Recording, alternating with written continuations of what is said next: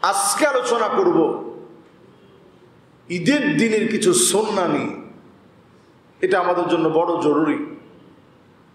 যখন আপনি ঈদের দিনে জাগ্রত হবেন, একটু সকাল করে ফজরের সময় বা জামাত নামাজ পড়া যায় এমন প্রস্তুতি নিয়ে, আগে ভাগে ঘুমায়া তাড়াতাড়ি প্রস্তুতি নিয়ে জামাতের সাথে প্রথম কাজ ফজরের নামাজটা বা জামাতের সাথে ফজরের নামাজটা আদায় করেন।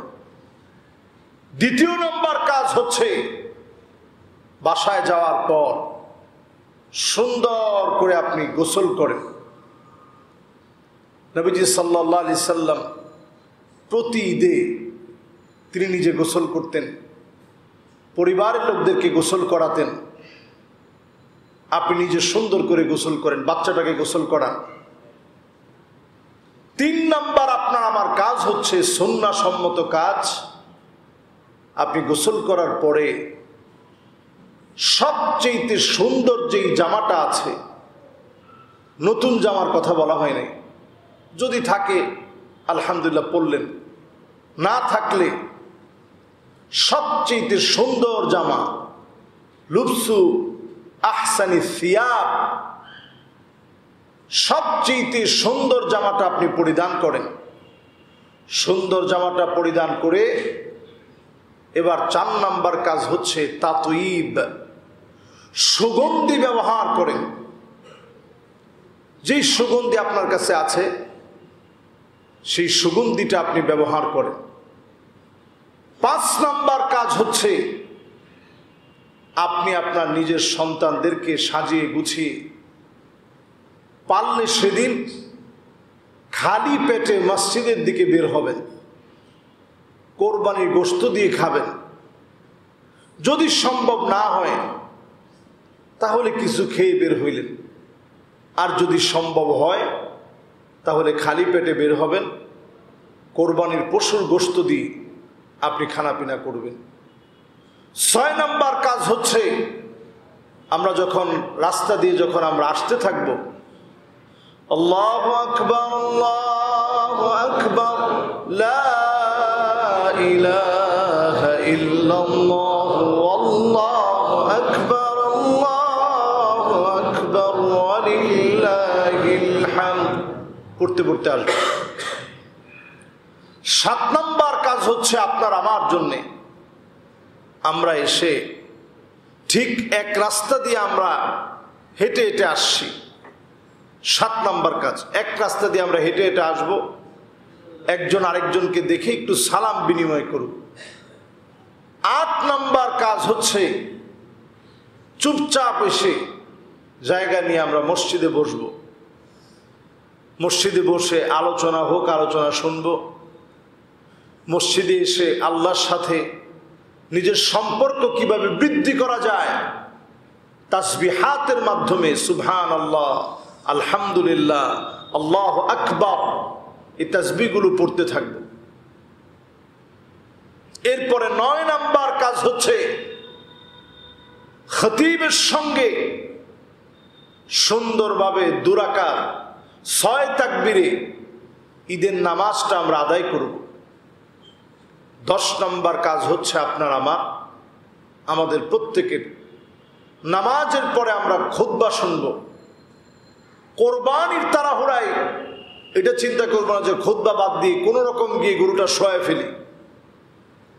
আমরা সুন্দরভাবে খুতবাটা শুনব।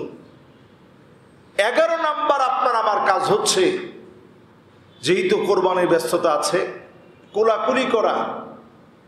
এটা কোথাও বলা হয় না যে কোলাকুলি করাটা সুন্নাহ। ঈদের দিন অভিবাদন বিনিময় করা হচ্ছে সুন্নাহ। কেমন আছেন ভাই, ঈদ মুবারক, তাকাব্বালাল্লাহু মিন্না ওয়া মিনকুম, তাকাব্বালাল্লাহু মিন্না ওয়া মিনকুম সালিহাল আ'মাল, এই জাতীয় যে কোনো শব্দে অভিবাদন বিনিময় করা। 12 নম্বর কাজ হচ্ছে আপনার আমার জন্যে 10ই জিলহজে রক্ত প্রবাহিত করা। পশুর এই রক্ত প্রবাহিত করার মধ্য দিয়ে প্রত্যেকটা ফোঁটায় ফোঁটায় যিনি গুনাহ খাতা মাফ করে দিবেন তিনি কে? আল্লাহ। চিন্তা করেন, প্রতিটা ফোঁটায় ফোঁটায় গুনাহ মাফ হবে। সুন্নাতু আবিকুম ইব্রাহিম, এটা ইব্রাহিম আলাইহিস সালাতু ওয়াস সালামের রেখে যাওয়া সুন্নাত। যিনি সন্তানের গলার উপরে ছুরি চালাচ্ছেন, সন্তান কেমন সন্তান, ৮৬ বছর পরে যে সন্তান দুনিয়া আসে, এইরকম আদরের কলিজার টুকরা সন্তানের গলায় ছুরি চালাচ্ছেন। সন্তান একবারের জন্যও ব্যস্ত হয়ে যায়নি। সন্তান বারবার বাপকে বলতেছে, ইয়া আবাতি ফাল মা তুমার সাতাজিদুনি ইনশাআল্লাহু মিনাস সাবিরিন। বাপ, আপনি আল্লাহর অর্ডারকে বাস্তবায়ন করেন, আমাকে ধৈর্যশীলদের অন্তর্ভুক্ত পাবেন। আমি আপনার উপরে কোনো তাড়াহুড়া করব না, ছটফট করে আপনাকে কোনো ব্যথা দিব না। আপনি আল্লাহ যে সিদ্ধান্ত আপনাকে দিয়েছে, সেই সিদ্ধান্তে আপনি অটল থাকেন। যে পরীক্ষা আল্লাহ নিচ্ছে, আপনি অটল থাকেন। আব্বা, আপনি ছুরিটা চালান, আমাকে আপনি ধৈর্যশীল পাবেন। এই যে ইব্রাহিম আলাইহিস সালাতু ওয়াস সালাম আর তার সন্তানের আকুতি মিনতি, আপনি পশুকে জবাই করার সময় কোনোভাবেই যেন মনের ভিতরে এটা না আসে যে আমি পশুকে জবাই করছি, এই পশু জবাই করার সময় পশুত্বকে জবাই করতে পারি নাই, এটা যেন মনের ভিতরে না আসে। আমাদের দেশে দেখা যায় গরুর যে 4টা রগ আছে, ধমনী রগটাকে না কাটার আগেই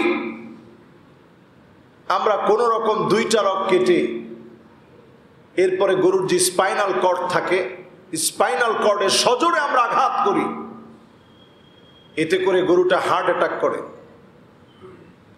এবং এই হার্ট অ্যাটাকে গরুটার মৃত্যু হয় জবাইয়ের কারণে না, ব্রেন থেকে তার কানেকশনটা সঙ্গে সঙ্গে বিচ্ছিন্ন হয়ে যায়। আপনার একটু তাড়াহুড়ার কারণে কত বড় ক্ষতি হচ্ছে।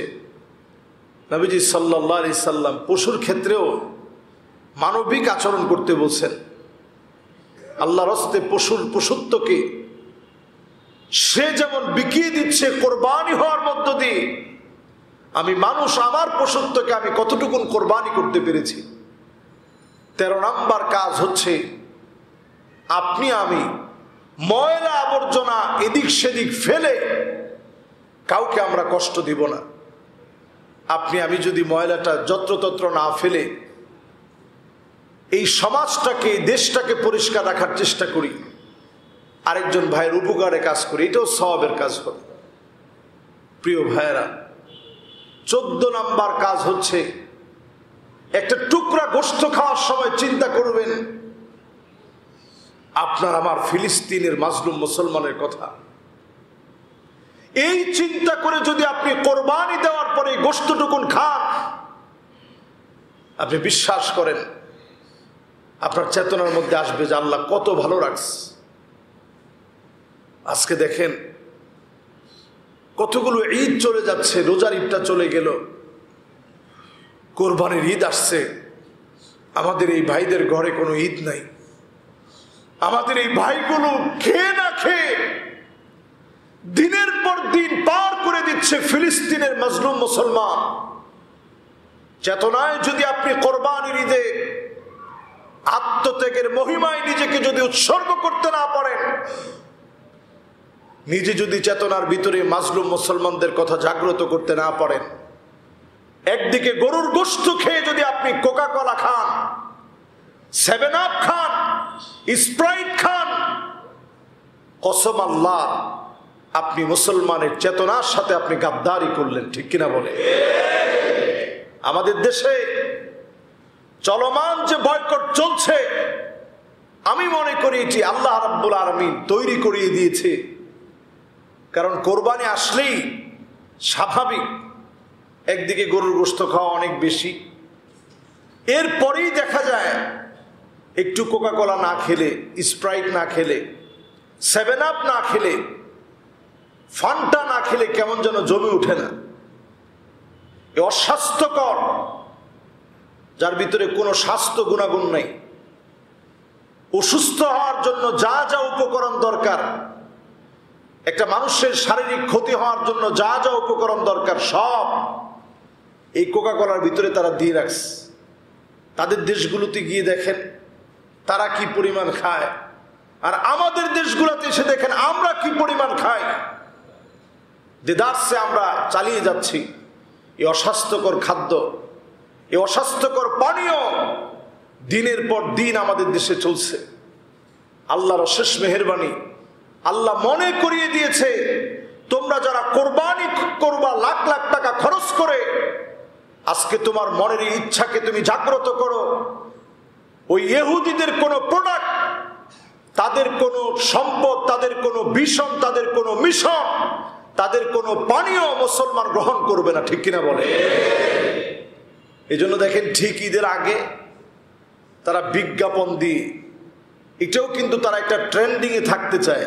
আমরা মনে করছি তাদের বিশাল ক্ষতি হয়ে গেছে, কিন্তু তারা জানে আমরা হুজুগে মানুষ, যেটার বেশি সমালোচনা হবে অনেকে ওইটা এমনি কিনবে, যে ঠিক আছে অসুবিধা নেই একটু কিনি আর কি। সমালোচনা যেহেতু বেশি হয়েছে, আমি একলাই মনে হয় কিনতেছি, আর মনে হয় কেউ কিনে না। অন্তত তাদের প্রতি একটু দয়া করে, দু একটা দোকানে যেহেতু পাই নাই, তাদেরটাই কিনি, একটু দয়া করি তাদের উপরে।